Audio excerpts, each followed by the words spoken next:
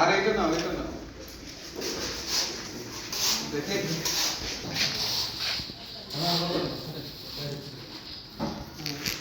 মনোচর করতে আসছে আপনার এখানে আসার পর একাধিক ব্যক্তি ছবি বিভিন্ন অভিযোগ করে যে ভাগ্যগুলাম থেকে যে চাল আপনার সংগ্রহ করছে সেইটা না দিয়ে সেইটার পরিবর্তে অত্যন্ত নিম্নমানের চাল যেটা মরা চাল বা অনেক চেষ্টা করা যে মাছের খাবার হিসেবে দেওয়া হয়েছে মানে এই চাল বিক্রি করেছে এবং লোকজন খুব কষ্ট করে আক্ষেপ করে যায় এমন কিছু অভিযোগ করে আসছে যে স্যার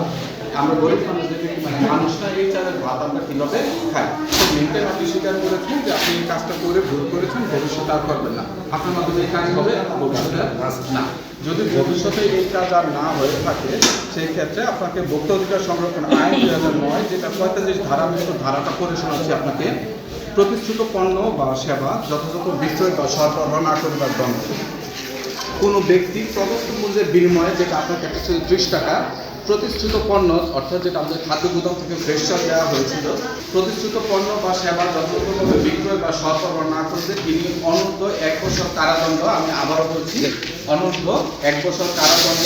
অথবা অনধিক 50,000 টাকা অর্থদণ্ড অথবা উভয় দণ্ডে দণ্ডিত করার বিধান করেছে আপনি যেহেতু নিজে দোষ স্বীকার করেছেন এবং এইটুকু স্বীকার করেছেন ভবিষ্যতে এই ধরনের কাজ আর করবেন না সেই হিসাবে সেটাকে আমরা আমলে নিয়ে আপনাকে ভোক্তা অধিকার সংরক্ষণ আইন 2009 45 ধারায় যদিও সর্বোচ্চ 50,000 টাকা অর্থদণ্ড এবং 1 বছরের বিনাশ্রম কারাদণ্ডের কথা বলা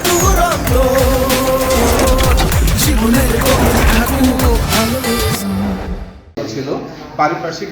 অবস্থা বা পরিস্থিতি বিবেচনায় এবং আপনার দোষ স্বীকারটাকে আমলে নিয়ে আমরা 25,000 টাকা অর্থদণ্ডে আপনাকে দণ্ডিত করলাম অনাদায়ে 30 দিনের বিনাশ্রম কারাদণ্ডে দণ্ডিত করলাম তবে শর্ত একটাই যে আপনি কখনোই পরবর্তীতে আর যেই পণ্য বা সেবা টাকার বিনিময়ে আপনার দেওয়ার কথা সেটা বিক্রয় করবেন না এবং সাংবাদিক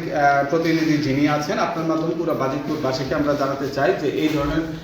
অভিযান অব্যাহত থাকবে সাথে আমাদের ইন্টেলিজেন্স আছে পুলিশ ডিপার্টমেন্ট আছে এবং অন্যান্য যারা অফিসার এটার সাথে সংযুক্ত আমরা সবাই একসাথে কাজ করতেছি যাতে বাজিতপুরের জনসাধারণ যারা আছে তারা যাতে টাকার বিনিময়ে প্রকৃত পণ্য বা সেবাটা যাতে পায় এবং জনগণ যাতে কোনোভাবেই বঞ্চিত না হয় এবং এই ক্ষেত্রে আমাদের যিনি মাননীয় সংসদ সদস্য আছেন এবং অন্যান্য রাজনৈতিক দলের নেতাকর্মী যারা আছেন তারাও এই বিষয়ে একাত্মতা ঘোষণা করেছে যে জনগণের ভোগান্তির বিষয়ে এক চুলো ছাড় দেওয়া হবে না তো প্রশাসন জেলা প্রশাসন আমরা সবাই একযোগে ইনশাআল্লাহ কাজ করব ধন্যবাদ সবাই